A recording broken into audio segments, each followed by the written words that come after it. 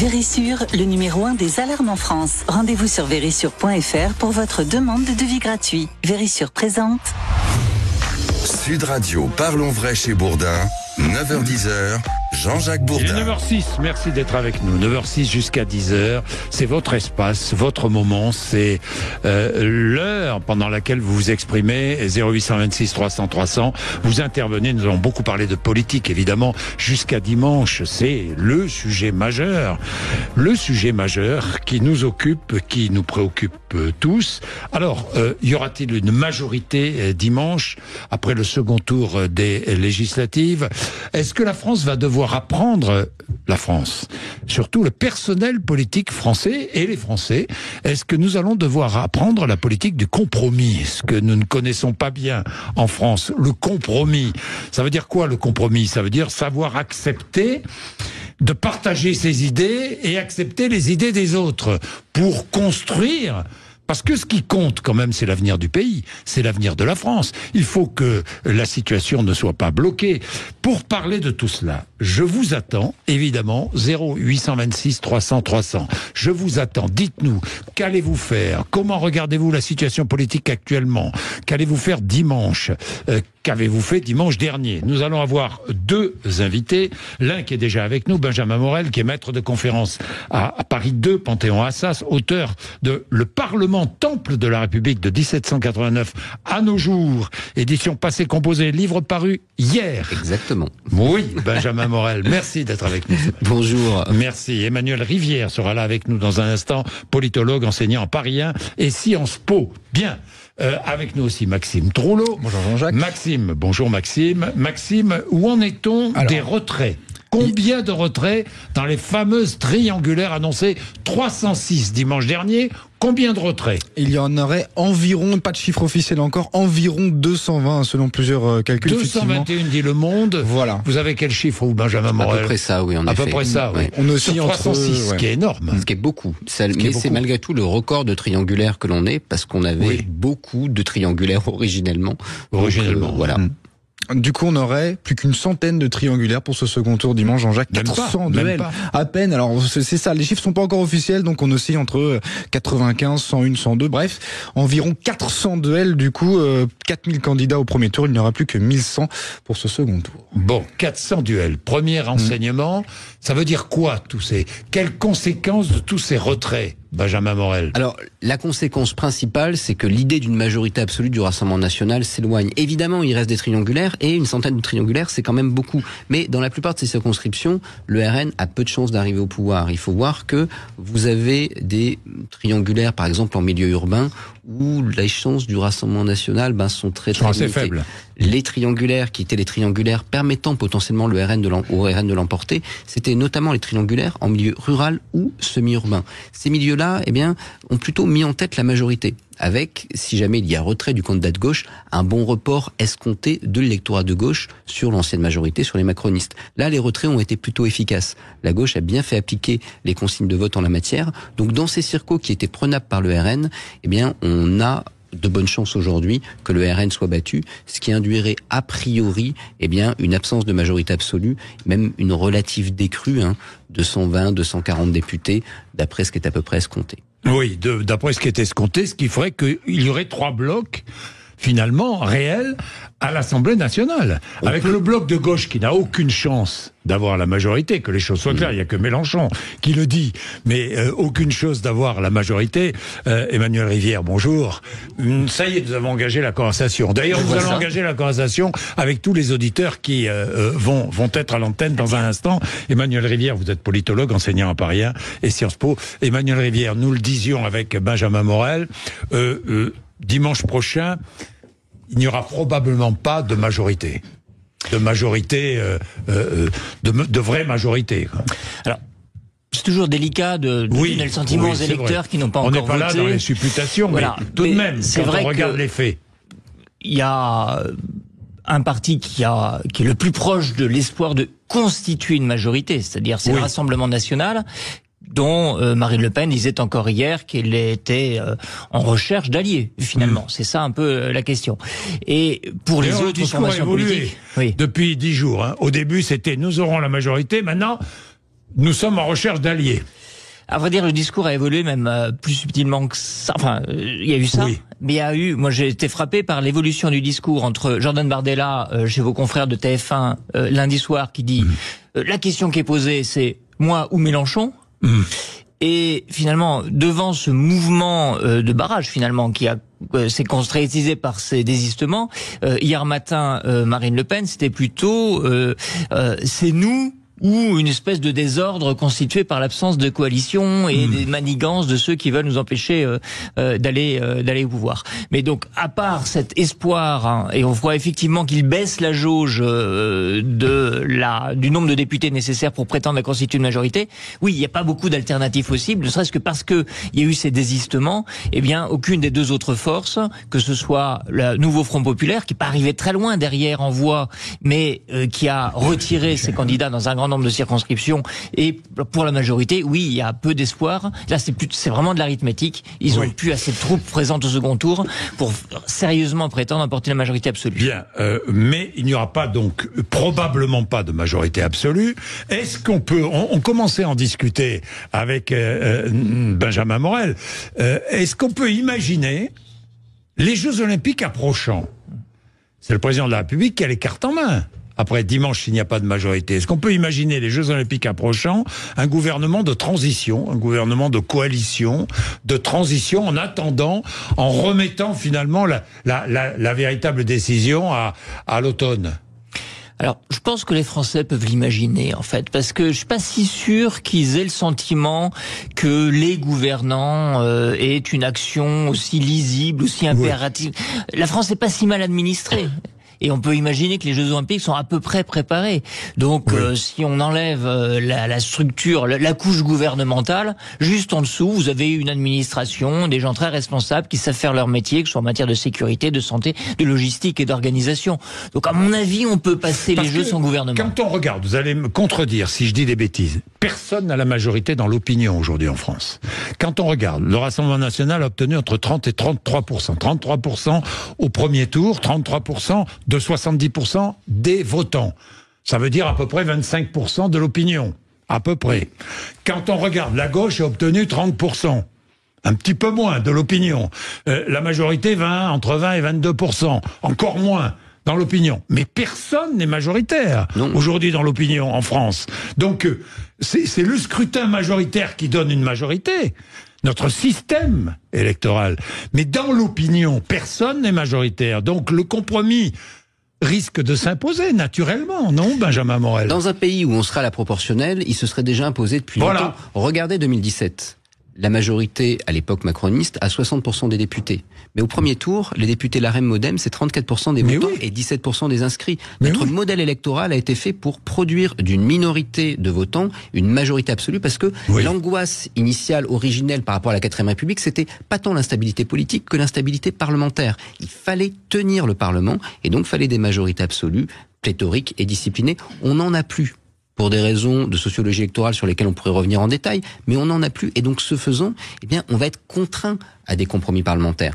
Et pour revenir sur votre hypothèse de gouvernement de transition, c'est le président qui nomme un Premier ministre. Et il nomme qui il veut. Et il n'est pas obligé de demander l'investiture, ce Premier ministre. Il faut juste qu'il ne subisse pas une motion de censure. Si les partis se mettent d'accord du 18 juillet au 2 août, le période où le Parlement siégera, quoi qu'il arrive et quoi qu'on fasse, de plein droit, pour ne pas déposer une motion de censure, on peut se permettre d'attendre un peu.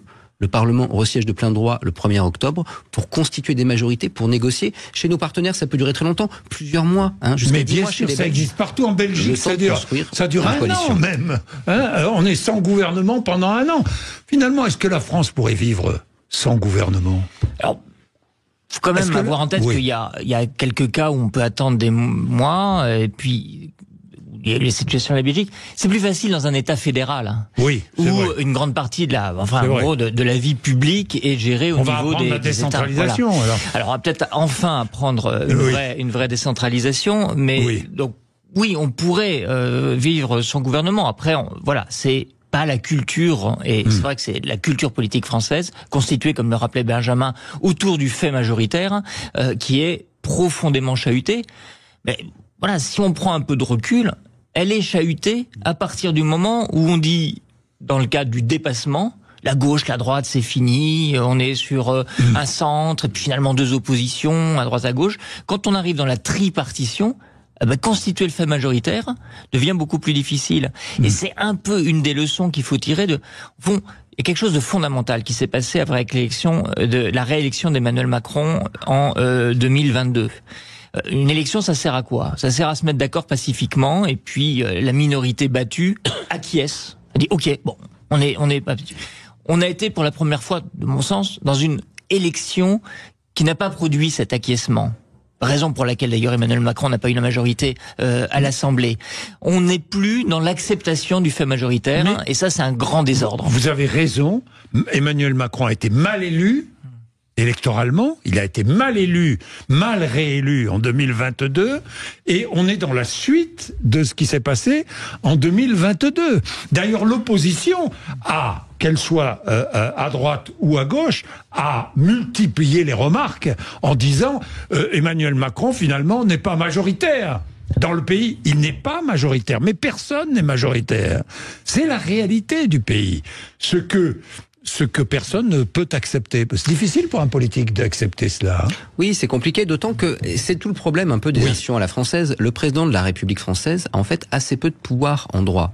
Mais il est élu sur un programme qui est en fait un programme législatif. Quand Emmanuel Macron dit lors de la campagne présidentielle « Attention, moi je vais faire une réforme des retraites », eh bien, en fait, il n'a pas le pouvoir de le faire à lui tout seul. Il laisse compte le fait qu'il aura une majorité absolue, pléthorique, disciplinée pour la faire. Le problème, c'est que quand les législatives ne se passent pas très bien, eh bien, vous êtes engagé sur un programme devant l'opinion, sauf que vous n'avez pas le moyen de le mener à bien. Et donc, vous êtes obligé de malmener votre Parlement à coup de 49 alinéa 3, etc. Parce que, eh bien, il y a votre parole, mais il y a également la réalité. Et cette parole, eh bien, surestimez le pouvoir que vous aurez. En fait, on a une vision très, je dirais, très bonapartiste des institutions. C'est pas ce que dit notre Constitution. Et ça, on l'a senti. Mais attention sur les questions de culture politique. Oui, on a une culture politique gaulo-bonapartiste, mais c'est des institutions qui font les cultures politiques, et souvent pas l'inverse. Prenez des auteurs de la fin de la Troisième République, ils vous disaient, la France, c'est pas du tout un pays présidentiel, hein. C'est pas notre culture, c'est le parlementarisme. Oui. Les institutions forcent les choses. Les gouvernements techniques, c'était pas dans la culture politique italienne, hein, mais ils y sont venus parce que ils n'avaient pas le choix. Les grandes coalitions, c'était pas dans la culture politique allemande, ils y sont venus parce qu'ils n'avaient pas le choix. Demain, on sera contraint à des compromis, on y viendra parce qu'on n'aura pas le choix. Bien, alors, oui, je vais vous donner la parole. Emmanuel Rivière, mais il faut que je fasse une page de pub. Donc on se retrouve dans 2 minutes et puis nous allons prendre notre premier auditeur aussi, Jean-Pierre, qui est à Marseille. À tout de suite. Vérissure, le numéro 1 des alarmes en France. Rendez-vous sur vérissure.fr pour votre demande de devis gratuit. Vérissure présente. Sud Radio, parlons vrai chez Bourdin, 9h-10h, Jean-Jacques Bourdin. Bien, allez, il est 9h22, vous êtes sur Sud Radio, Benjamin Morel, maître de conférence à Paris 2, Panthéon-Assas, auteur de Le Parlement, Temple de la République, de 1789 à nos jours, aux éditions Passé Composé, paru hier, est avec nous, ainsi que Emmanuel Rivière, politologue, enseignant parisien et Sciences Po. Vous êtes là tous les deux pour nous éclairer, nous aider, et nous allons écouter nos auditeurs, parce que vous êtes les acteurs principaux de cette heure. Jean-Pierre est à Marseille. Bonjour Jean-Pierre. Oui, bonjour Jean-Jacques. Merci d'être avec nous, mon cher Jean-Pierre. Alors, que dites-vous ce matin? Vous êtes électeur RN, vous le dites. Pas du tout, non. Vous êtes électeur RN, que dites-vous? Alors. D'abord, je n'ai jamais dit que j'étais électeur RN. Ah bon, d'accord. Ben, je vois sur ma fiche. Alors bon, Jean-Pierre. Non, c'est pas vrai. Vous l'êtes ou pas? Vous l'êtes ou pas? Non, pas spécialement d'ailleurs. Je suis de droite. Oui. Bon. Voilà. Oui, mais je suis pour une droite de tradition RPR. Oui. Voilà. Vous avez voté RN ou pas? Ah non, pas encore, non. Bon. Pas encore, mais ça va être le cas bientôt, oui, bien sûr, ça c'est sûr, oui. Ce que je voulais vous dire, en fait, au-delà de mon vote, qui a peu d'importance, hein, parce que bon, c'est pas l'objet de mon intervention. Non, mais vous savez, je vais vous dire, autant que ce soit clair, Jean-Pierre. Oui, je sais. Je sais. Moi, j'aime la clarté. Il faut assumer. Oui, c'est rien de choquant de voter LR, de voter RN. Hein. Mais moi, Monsieur Bourdin, mon vote a peu d'importance. Mais si vous voulez tout savoir, moi, c'était Zemmour, hein. Voilà. Donc, voilà, il n'y a aucun problème. J'assume tout à fait. Ben, vous avez raison d'assumer, c'est bien, Jean-Pierre. Je vais vous dire, Monsieur Bourdin, au-delà de mon vote, qui n'a pas d'importance, parce que ça ressemble au propos qui dit, dis-moi d'où tu parles, mais ça, on s'en fout. Ce qui compte, c'est le fond. Le fond, c'est quoi? C'est que ce que j'ai entendu depuis 20 minutes à votre antenne, hein, c'est exactement ce que beaucoup de gens ne supportent plus. C'est-à-dire cette réinterprétation de la Ve République qui a été faite pour de grands hommes et qui est aujourd'hui dirigée par des nains. Il y a des gens qui devraient démissionner quand ils perdent des élections. Il y a des gens qui devraient démissionner quand ils sont désavoués. Il y a des gens qui devraient éviter de s'allier avec des islamistes, des racistes et des antisémites lorsqu'ils ont été anciens présidents de la République. Il y a des gens qui devraient avoir honte de ce qu'ils font. Il y a des gens qui devraient avoir honte, tout simplement, d'être encore à leur poste à s'accrocher comme des berniques à des rochers. Il y en a qui devraient avoir honte de pactiser avec des ennemis, je dis bien mes mots, des gens qui pensent à détruire la France. Et cette constitution, elle a été déformée par les réformes progressives qui ont eu lieu, notamment le quinquennat, qui ont transformé la Ve République en régime semi-parlementaire, alors que c'est au départ un régime essentiellement présidentiel. Et là, je m'adresse à vos savants qui écrivent des livres sur. Vous savez, il faut toujours respecter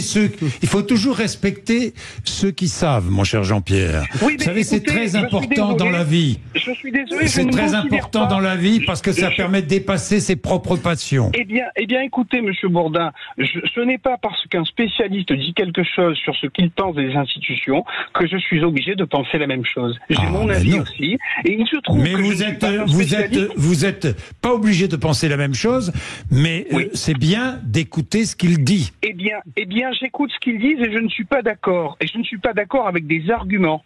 Voilà. Je considère que cette Ve République, sauf erreur de ma part, elle a été écrite par 2 personnes, avec l'avis d'un 3e qui était général, et elle a été ce qui a été déformé par les diverses modifications constitutionnelles et par la pratique institutionnelle. Il y a des gens qui auraient dû démissionner en 1986, c'était le sens des institutions de la 5e, lorsqu'ils ont perdu les législatives de manière énorme et en mettant en plus une dose de proportionnel. Est-ce que vous permettez que Benjamin Morel, qui est un spécialiste des institutions, vous réponde? Alors, Benjamin Morel. Alors, la manière dont on définit dans absolument tous les manuels de droit public de France et de Navarre le régime parlementaire, c'est quand le gouvernement est responsable devant le Parlement. Le gouvernement français est responsable actuellement devant l'Assemblée nationale. C'est le cas depuis 1958. C'était le cas également sous les 4e et 3e Républiques. Un régime présidentiel est un régime, comme aux États-Unis, où l'exécutif n'est pas responsable devant le Parlement. Et en effet, on parle à ce moment-là de régime présidentiel. Donc, de fait, sauf à repenser tout le droit constitutionnel depuis le début du XXe siècle, la France est un régime parlementaire, Jean-Pierre, j'en suis vraiment désolé. Sur le reste, le président de la République a des pouvoirs d'exception. Article 16, dissolution, ce sont des pouvoirs qu'en effet il n'avait pas, ou en tout cas pas dans cette mesure, dans les anciennes républiques, mais c'est des pouvoirs d'exception.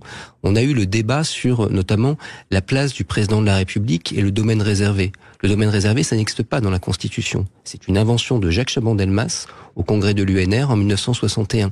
Le président, en matière de défense par exemple, a moins de pouvoir en droit que son homologue de la Troisième République. Vous savez, le gouvernement à la disposition des forces armées. L'article 21 de la Constitution. Prenez les lois de 1875, les lois de la Troisième République. C'est le président de la République à disposition les forces armées. En droit, uniquement en droit, le président de la République française actuellement a moins de pouvoir, à part le feu nucléaire, que son homologue de la Troisième République, Emmanuel Macron, en droit, en la matière, a moins de pouvoir que René Coty. Jean-Pierre. Eh bien, écoutez, j'entends tout ça, sauf que la pratique des institutions démontre tout le contraire. Et donc, aujourd'hui, vous ne pouvez pas, je pense même vous, nier que M. Macron a concentré quasiment tous les pouvoirs dans son bureau. Et qu'il dirige la France depuis quelques années avec 5 conseillers. Et on voit le résultat.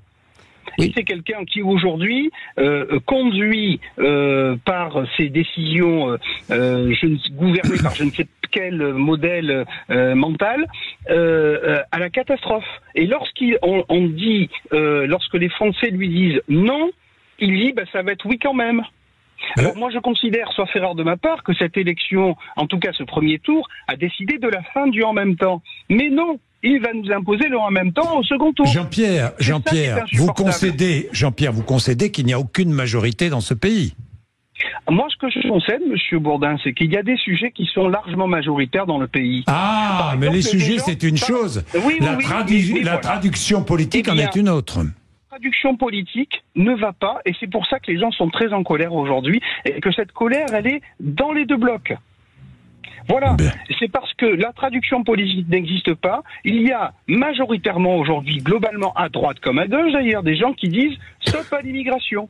Eh ben, on les écoute pas. Il y en a qui disent « trop d'insécurité ». On leur dit « c'est un sentiment ». Il y en a qui disent « faut rétablir l'ordre ». On leur dit « mais l'ordre va bien ». Donc les gens... Il y en a qui disent pas assez d'immigration aussi. Il y en a qui disent... Je défends personne, hein, que les choses soient claires. Mais il faut admettre, Jean-Pierre, que d'autres disent autre chose. Oui, j'admets qu'il y a des gens, comme la France Insoumise, qui sont prêts à changer de peuple. Et je vais vous dire, Monsieur Bourdin, c'est un autre débat. Monsieur Bourdin, je suis très à l'aise. Hein. Mes 4 grands-parents n'étaient pas français. Et mon père est devenu français parce qu'il est rentré dans l'armée française. Et ma mère est devenue française par le mariage. Donc je suis très à l'aise avec ce sujet. Donc il y a des gens qui définissent que la France, le peuple historique de France, va disparaître. Donc, et qui en sont satisfaits. Ils ont le droit. Mais moi j'ai le droit de dire qu'il y a quand même à peu près aujourd'hui... Mais vous avez le droit de le dire, et vous avez le droit aussi d'écouter ce que disent les autres. Mais de garder votre opinion. C'est ainsi, c'est comme ça que ça doit se passer. Merci Jean-Pierre. Qu'est-ce que vous vouliez ajouter ? Non mais... Alors moi, je suis pas du tout spécialiste de la Constitution comme Benjamin. Moi, mon domaine d'expertise éventuel, c'est l'analyse des comportements, des opinions et des comportements électoraux. Jean-Pierre représente, je crois qu'il a résumé, j'espère ne pas trahir ce qu'il veut exprimer, un courant très puissant en France en termes de ce qu'il pèse dans l'opinion publique, de Français qui considèrent qu'il y a une menace existentielle. Hein. Il l'a exprimé à la fin de son intervention, et que pour répondre à cette menace, il y a besoin d'une autorité, d'une personnalité, homme ou femme, on va dire un homme fort ou une femme forte, qui prennent véritablement en main les choses et qui répondent. Donc un régime autoritaire. Un régime autoritaire, diraient les uns, déterminé, diraient les autres, qui prend les principales priorités qui sont existentielles à leurs yeux. Ça pèse à peu près 30%. Je dis pas ça parce que c'est à peu près le score du Rassemblement national. C'est plutôt les analyses voilà. Mais le problème, c'est que pour ça, il faut quand même se mettre d'accord sur la personnalité forte qu'on mettra au pouvoir. Or, l'homme fort, la femme forte, qui fasse consensus, en tout cas suffisamment consensus, on ne la trouve pas aujourd'hui, parce que sur des questions essentielles, effectivement, il y a des clivages lourds. Et en l'occurrence, la question migratoire, elle est intéressante pour ça. Elle est totalement prioritaire sur les électorats à partir des Républicains et mineure pour les autres électorats, de gauche notamment, qui considèrent que la question sociale, la question climatique est bien plus importante que celle-là. Bien, il est 9h32. Allez, nouvelle pause. Nous allons prendre Basile, qui est à Rouen dans un instant. Et puis Yann, qui est dans les Landes. À tout de suite. Vérissure, le numéro 1 des alarmes en France. Rendez-vous sur vérissure.fr pour votre demande de devis gratuit. Vérissure présente. Sud Radio, parlons vrai chez Bourdin, 9h-10h, Jean-Jacques Bourdin. Bien, 9h36, nous parlons évidemment du second tour de ces législatives et de l'après. Basile est à Rouen. Bonjour Basile. Bonjour Jean-Jacques. Bonjour Basile. Vous avez voté Nouveau Front Populaire au premier tour et vous ferez de même au second, c'est cela Basile ? Tout à fait. Racontez-moi. Écoutez, là maintenant on est dans un moment où c'est la déroute du camp présidentiel, donc il est temps que il se prévoit un avenir heureux pour la France, quelque chose qui promette autre chose que des promesses non tenues, des voix contre le peuple. Aujourd'hui, il est clair que il faut autre chose que Hitler. Il faut plutôt un front populaire, car on n'ira clairement pas dans une bonne direction pour le pays. Hitler, vous allez un peu loin là, Basile. Enfin, trop loin même. Mais Basile, il n'y aura pas de majorité dimanche, probablement pas. La gauche ne peut pas gagner la majorité. Vous le savez, c'est mathématique. Benjamin Morel. La gauche ne peut pas être majoritaire dimanche. La gauche, en fait, le problème, et je parle sous le contrôle d'Emmanuel, mais c'est qu'elle a un électorat très concentré. Elle peut faire un score à peu près équivalent, commenmensurable avec celui du Rassemblement national, mais elle performe surtout dans les banlieues et dans les centres-villes. Ce qui fait que elle gagne beaucoup de circonscriptions au premier tour, mais qu'elle ne peut pas en gagner assez pour espérer une majorité absolue. Et pour aller ajouter à ce que dit Benjamin Morel, ces voix sont très concentrées. C'est-à-dire, je ne vais pas dire qu'elles sont, il y a du gaspillage, mais il y a énormément de voix dans des circonscriptions qui sont gagnées d'avance, et il en manque du coup dans les circonscriptions qui sont susceptibles de basculer. Alors Basile, s'il n'y a pas de majorité dimanche, il va bien falloir trouver une solution. Attendez, moi je vais pas me résoudre à voter pour le Rassemblement National et l'extrême droite tout simplement parce qu'on dirait il y aura pas de majorité absolue. Mais personne ne vous le demande, hein, Basile. S'il y a une majorité relative, ça sera déjà ça. Mais moi, je ne me résoudrai pas à voter pour des gens qui sont contre le fait d'abroger la réforme des retraites, ils iront jusqu'à 70 ans, contre le fait d'augmenter le SMIC ou contre le fait d'apporter des nouveaux droits aux femmes, ce genre de choses-là. Moi, je vois que le camp présidentiel n'est absolument pas capable d'avoir une majorité absolue et encore moins une relative. Aujourd'hui, il faut apporter quelque chose de différent et il faut faire barrage au Rassemblement national et c'est absolument pas dans les capacités du président de la République et de son camp. Donc moi, je voterai le nouveau Front populaire car c'est clairement la solution qu'il faut adopter. Il faudra toujours faire barrage à l'extrême droite. Emmanuel Rivière, voulez-vous parler, Basile? Non, juste une petite question. Dans la circonscription où vous votez, Basile, qui sont les candidats qui sont encore présents au second tour? Alors, j'ai pas envie d'écorcher son nom de famille. Sans donner les noms. Mais ce sont une candidate PS contre un candidat de ensemble de la majorité et c'est une triangulière, donc en troisième position, le Rassemblement national. Qui est troisième. Troisième, tout à fait. Donc, si vous voulez, moi, je vais voter bien évidemment pour le nouveau Front populaire face à un candidat qui, il y a quelques années, disait que les allocataires du RSA utilisaient leurs allocations pour partir en vacances aux Bahamas. C'est pas non plus quelque chose que quelqu'un que j'ai envie d'avoir comme représentant. Mais Basile, dimanche prochain, s'il n'y a pas de majorité, c'est ce qui se profile. Comment gouverne-t-on la France, selon vous?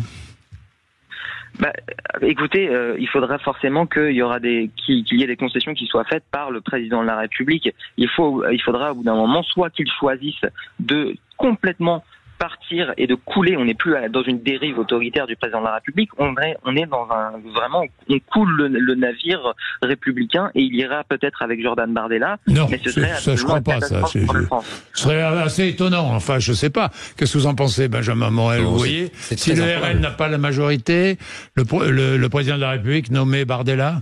Alors, s'il n'a pas la majorité, il peut tenter de le nommer, mais il y aura une motion de censure qui passera et le 20 juillet, il tombera. Donc c'est Jordan Bardella qui, de toute façon, n'a absolument aucun intérêt à l'emporter. Oui. Tout bêtement parce que le RN peut avoir des députés, mais il aura toutes les peines du monde à trouver des alliés. Or, si vous voulez à minima tenir avec un gouvernement minoritaire, il faut qu'il y ait des gens qui ne votent pas de motion de censure. Or, actuellement, ne pas voter une motion de censure contre le RN apparaît très compliqué pour tous les partis. Emmanuel Rivière. Basile, il nous explique très clairement son choix. Il se trouve que le choix est encore ouvert dans sa circonscription. Finalement, c'est quasiment la reproduction du choix du premier tour. Il y a le Rassemblement national, il y a la majorité sortante, et puis il y a le nouveau Front populaire. Il se trouve que dans 300 circonscriptions, il y a quasiment une alliance entre le nouveau Front populaire qui s'est désisté en faveur du candidat Ensemble qui se retrouve en duel contre le Rassemblement national, et l'inverse.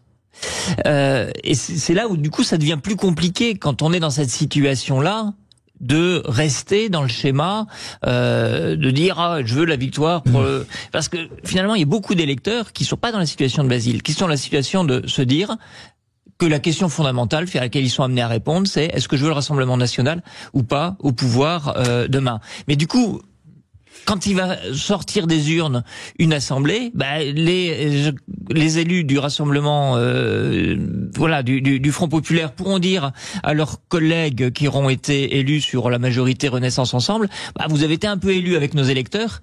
Et l'inverse. Oui. C'est pour ça qu'on est obligé de changer de raisonnement par rapport au raisonnement. Et on est obligé d'envisager des compromis. Ça s'impose. C'est le compromis qui risque de s'imposer. Alors, je remercie Basile. Nous allons prendre Yann parce qu'il est dans une autre configuration. Yann est dans les Landes. Bonjour Yann. Oui, bonjour Jean-Jacques. Bonjour à vos invités. Alors Yann, vous êtes LR depuis très longtemps, vous, hein? Alors moi, j'ai été cadre des LR maintenant. Voilà, très clairement. Aujourd'hui, alors je suis dans un département où très clairement ici, ça a toujours été à gauche, puisque c'était l'ancien département d'Henri Emmanuelli. Oui. Feu Henri Emmanuelli, où les gens votent encore pour son fantôme. On a comme député aujourd'hui sortant Boris Vallaud, qui est donc au second tour, qui est donc le mari de Najat Vallaud-Belkacem. Oui. Voilà, qui se présente pour le PS. Et il nous reste une autre candidate qui est du coup la candidate Rennes.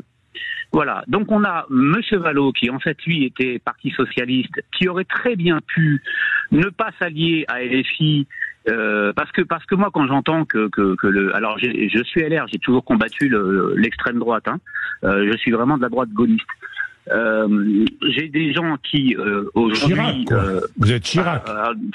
Oui, j'étais RPR, j'étais UMP, j'étais LR. Voilà, et j'ai une infirmière qui était une des infirmières du général. Donc en fait, très clairement, j'ai été élevé dans cette famille gaulliste. Aujourd'hui, on a un candidat PS qui aujourd'hui aurait très bien pu se faire élire sans s'allier à LFI, parce que moi, dans ce qui me gêne là aujourd'hui dans leur nouveau Front populaire, c'est LFI. On a des gens qui sont des antisémites, qui effectivement par pur électoralisme et pour pouvoir obtenir les députés dans les banlieues parisiennes. Alors je suis né à Paris, je connais bien le coin, j'y ai vécu 20 ans de ma vie. Pour se faire élire dans le Val-de-Marne comme Boyard, comme Onovo, comme enfin tout et compagnie, pour se faire élire là-bas, ils ont fait de l'antisémitisme primaire, c'est-à-dire qu'on fait tout pour prier la population. Mais Yann, je comprends, mais parce qu'il faut aller un peu vite, qu'allez-vous faire au second tour ? Eh ben alors aujourd'hui, je suis bien embêté parce qu'en fait, pour moi, j'ai deux extrémistes. Vous voyez, j'entendais Monsieur Estrosi ce matin qui traitait. Alors en plus, je trouve ça lamentable la façon dont il traitait Monsieur Ciotti, bien que je ne sois pas d'accord avec ce qu'a fait Éric Ciotti. Mais en fait, très clairement, quand on en arrive à ne faire que plus que des insultes, c'est qu'on n'a plus grand-chose à proposer en fait. Et c'est ce que je pense de Monsieur Estrosi. Aujourd'hui, je suis bien embêté. J'ai deux extrémistes en fait. J'ai le RN d'un côté et LFI de l'autre. Donc aujourd'hui, Monsieur Vallaud, qui est sûrement pas un extrémiste à la base, qui est un socialiste, aujourd'hui s'allie à Mélenchon. S'il doit prendre les ordres de Monsieur Mélenchon, ça m'embête. Avoir un Monsieur Mélenchon comme Premier ministre, ça m'embête aussi. Donc Yann, que ferez-vous ? Jean-Jacques, il y a eu cette semaine sur les antennes, Monsieur Mélenchon qui est interrogé sur un fait. On lui dit, voilà, dans les manifestations, il y a eu des banderoles qui ont été marquées, ou sur lesquelles il a été marqué, tuer un flic, c'est une voix de moins pour le RN. Et Monsieur Mélenchon a répondu à ça à l'antenne. Mais vous savez, on a bien le droit de rigoler. Alors ce gars peut être Premier ministre, ça m'embête un peu, parce qu'en plus, il est protégé par le SPHP, par le service de protection des hautes personnalités, qui sont des policiers. Donc, vous voyez, ça m'embête un peu tout ça. Yann, je vous repose la question, qu'allez-vous faire au second tour ? Eh ben, écoutez, aujourd'hui, parce que je me suis toujours déplacé pour voter, il y a de grandes chances que je vote blanc. Bon. Alors, je sais que le vote blanc sert à rien, en fait, parce que c'est un vote perdu. Bon. Mais très clairement aujourd'hui, j'ai pas envie de choisir entre un extrême droite et extrême gauche. Bien, merci Yann. Ce vote blanc, Emmanuel Rivière, ce vote, ces personnes qui n'ont pas le droit, qui n'ont pas envie de choisir entre le Rassemblement national et la gauche, ou entre la gauche, ou entre un candidat de la majorité présidentielle, candidat du président, et le Rassemblement national. Il y en a beaucoup ? Oui, c'est le vote typique de la tripartition de la vie politique. Il y en a eu énormément au second tour de la présidentielle en 2017. Oui. Un peu moins en 2022. Il y en a eu moins en 2022. Oui, parce que Marine Le Pen apparaissait plus près de gagner. Ouais. Donc un certain nombre de lecteurs de gauche qui voulaient pas, qui n'ont pas voté, enfin, qui n'auraient pas mis un bulletin Macron en 2017, là, qui l'ont quand même mis. Donc on a vu baisser le nombre de blancs et nuls. Mais c'est intéressant de poser la question parce que ça fera partie des points clés. On va dimanche évidemment à midi, on va scruter le taux de participation au second tour. Et peut-être qu'on se dira tiens finalement ça vote pas mal. On a un nombre de votants à midi, puis à 17h et puis voilà, sauf que il faudra attendre le lendemain parce que le soir on va regarder tout à fait autre chose, on va compter les sièges pour se rendre compte qu'effectivement il aura manqué, et je pense que Yann est un peu typiquement dans ce cas-là, quelqu'un de très investi dans la politique, qui a été militant, pour qui c'est inenvisageable de pas aller au bureau de vote, mais qui ira au bureau de vote peut-être pour déposer un bulletin blanc. Il y a un autre point très intéressant dans ce qu'a dit Yann, c'est qu'il dit Je ne veux pas, en votant pour Boris Vallaud, que je trouve quelqu'un d'estimable, donner un ticket d'entrée à Jean-Luc Mélenchon comme Premier ministre. C'est quand même très frappant. Il ne sera pas Jean-Luc Mélenchon Premier ministre. C'est ça qui est frappant. C'est-à-dire, Raphaël Glucksmann a dit, il ne sera pas Premier ministre. François Hollande a dit, il ne sera pas Premier ministre. Marine Tondelier a dit, il ne sera pas Premier ministre. Et la mathématique l'empêchera d'être Premier ministre. Absolument. Mais il y a toujours, c'est la force de l'autorité qu'exerce, symbolique qu'exerce Jean-Luc Mélenchon sur les représentations de la gauche, y compris par des gens de droite, c'est qu'il donne, voilà. Et d'ailleurs, effectivement, le fait qu'il soit exprimé à 8h05, toutes les chaînes s'interrompent et donnent la parole à Jean-Luc Mélenchon, était de ce point de vue-là un coup tactique magistral pour Mélenchon, probablement qui a amoindri les chances de victoire de la gauche dans un certain nombre de circonscriptions. 9h48, à tout de suite. Vérissure, le numéro 1 des alarmes en France. Rendez-vous sur vérissure.fr pour votre demande de devis gratuit. Vérissure présente. Sud Radio, parlons vrai chez Bourdin, 9h-10h, Jean-Jacques Bourdin. Accueillons une nouvelle auditrice. Ça fait plaisir tous les jours. Nous avons de nouveaux auditeurs qui nous appellent. Monique est à Limoges. Bonjour Monique. Bonjour Monsieur Bourdin. Vous allez bien Monique? Très très bien. Bon. Vous êtes nouvelle auditrice de Sud Radio Monique? Oui, mais je vous écoute depuis déjà plusieurs années. Oui, et là, j'ai trouvé opportun de pouvoir m'exprimer pour une fois. Bon, vous avez voté Nouveau Front Populaire au premier tour. Pas d'hésitation. Alors, dans votre circonscription, quelle est la situation, là? Ils sont en triangulaire, pas de désistement. Oui. Donc, voilà. Donc, je trouve que c'est honteux et que tout le monde doit faire des efforts et passer au-dessus des rancunes. Qui est en tête, là, dans votre circonscription? Manon Meunier. Oui, non, mais quel parti? Et le Nouveau Front Populaire. Et en deuxième?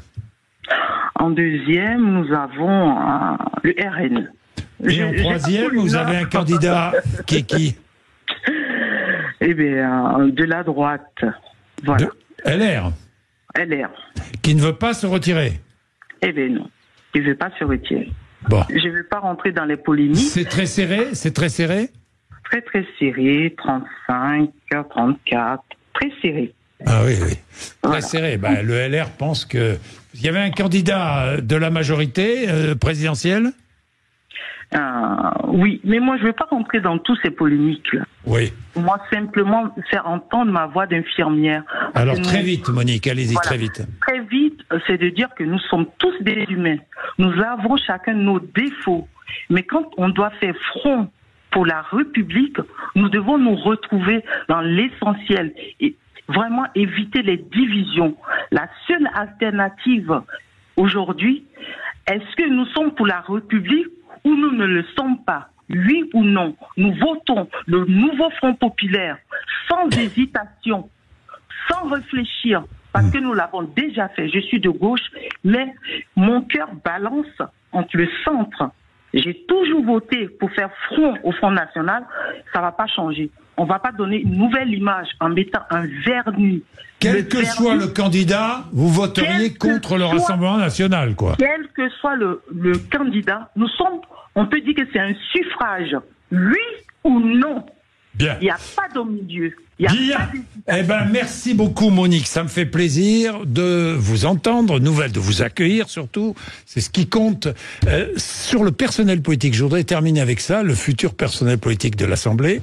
Très vite, au RN, on a des problèmes sur les candidats. Il y a environ, Jean-Jacques, 70 candidats qui ont fait récemment polémique. On a déterré des anciens tweets, même carrément des casiers judiciaires. C'est le cas, par exemple, d'Annie-Claire Bell, candidate dans la 3e circonscription de la Mayenne, qui a terminé 2e lors du premier tour, condamnée, Jean-Jacques, en 95 pour avoir pris en otage la secrétaire générale d'une mairie locale à l'aide d'une carabine. Ça paraît incroyable. Elle est entrée dans une mairie avec une carabine. Voilà, elle a été condamnée pour ça en 1995. Et il y a d'autres candidats, par exemple, souvenez-vous de Thierry Mosca, qui est sous curatelle renforcée. Il est inéligible et pourtant, il a maintenu sa candidature dans la 2e circonscription du Jura. On retrouve, par exemple, dans la première circonscription aussi du côté du Calvados, Ludivine Daoudi, qui a dû se retirer puisqu'elle avait posé une vieille photo posée avec une casquette nazie sur la tête. Dans la 2e circonscription aussi du Calvados, il y a des postes racistes de la candidate RN Jocelyne Poutine, Liban qui ont refait surface. Elle écrit également dans des anciens tweets CRS, SS ou alors Macron dictateur. Bon, on ne citait que. Hein. Le personnel politique, parce que déjà dans la précédente Assemblée, ce n'était pas toujours exceptionnel. Les députés que nous allons avoir, comment? Les partis sont dépassés ou quoi? Pourquoi choisissent-ils si mal leur personnel? Alors, il y a du conjoncturel et il y a du structurel. D'un point de vue conjoncturel, il faut être juste avec tous les partis politiques. Faire campagne aussi rapidement, alors qu'on ne s'y attendait pas, ça implique quand même de trouver 577 candidats. Où vous les trouvez, comment vous les trouvez et qu'est-ce que sont vos enquêtes pour arriver à mettre des gens qui sont à peu près acceptables. Il y a de la conjoncture, il faut l'entendre. Ensuite, on paye en fait l'affaiblissement des partis. Oui, le Rassemblement National, c'est un parti. Oui, Ensemble, c'est un parti. Enfin, Renaissance, c'est un parti.